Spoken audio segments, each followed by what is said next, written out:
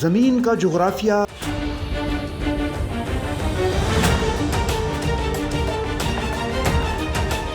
آبنائے ہرمز دنیا کی اہم ترین سمندری گزرگاہوں میں شمار ہوتی ہے۔ یہ آبی راستہ خلیج فارس کو بحر عمان اور پھر بحیرہ عرب سے ملاتا ہے، یعنی خلیج فارس سے کھلے سمندر تک جانے کا یہ واحد بڑا بحری راستہ ہے، اسی لیے اس کا محل وقوع غیر معمولی اہمیت رکھتا ہے۔ آبنائے ہرمز تقریباً 167 کلومیٹر طویل ہے، جبکہ اس کی چوڑائی مختلف مقامات پر مختلف ہے۔ کچھ جگہوں پر یہ تقریباً 97 کلومیٹر تک پھیل جاتی ہے، جبکہ تنگ ترین مقام پر اس کی چوڑائی تقریباً 39 کلومیٹر اور بعض اندازوں کے مطابق صرف 33 کلومیٹر تک رہ جاتی ہے۔ آبنائے ہرمز سے سعودی عرب، متحدہ عرب امارات، کویت اور ایران سے یومیہ تقریباً 21 ملین بیرل تیل دیگر ممالک کو پہنچایا جاتا ہے۔ ان ملکوں میں پاکستان، چین، جاپان، جنوبی کوریا، یورپ، شمالی امریکہ اور دنیا کے دیگر ممالک شامل ہیں۔ آبنائے ہرمز مشرق وسطیٰ کے خام تیل پیدا کرنے والے ممالک کو ایشیا، یورپ، شمالی امریکہ اور دیگر دنیا سے جوڑتی ہے۔ اس سمندری پٹی کے ایک طرف امریکہ کے اتحادی عرب ممالک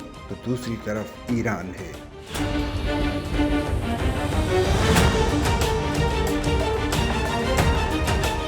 اس آبی گزرگاہ سے دنیا کی تقریباً 30% گیس کی ترسیل ہوتی ہے۔ یہاں سے روزانہ تقریباً 90 اور سال بھر میں 33,000 بحری جہاز گزرتے ہیں۔ 33 کلومیٹر چوڑی اس سمندری پٹی سے 2 شپنگ لینز جاتی ہیں۔ ہر لین کی چوڑائی 3 کلومیٹر ہے، جہاں سے بڑے آئل ٹینکر گزرتے ہیں۔ مجموعی عالمی تیل کی رسد کا 5واں حصہ یعنی 20% اسی راستے سے جاتا ہے۔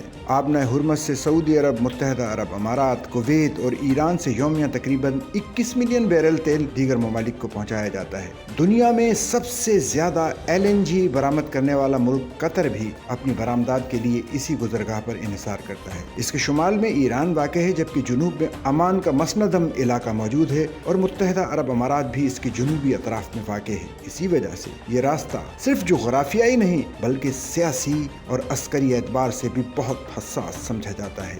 آبنائے ہرمز کے قریب ایران کا صوبہ ہرمزگان واقع ہے، جہاں ایران کی اہم بندرگاہ بندر عباس موجود ہے۔ اس کے قریب کشم، ہرمز، ہنگام اور لار جیسے جزائر بھی ہیں، جو اس علاقے کی اسٹریٹجک اہمیت کو مزید بڑھاتے ہیں۔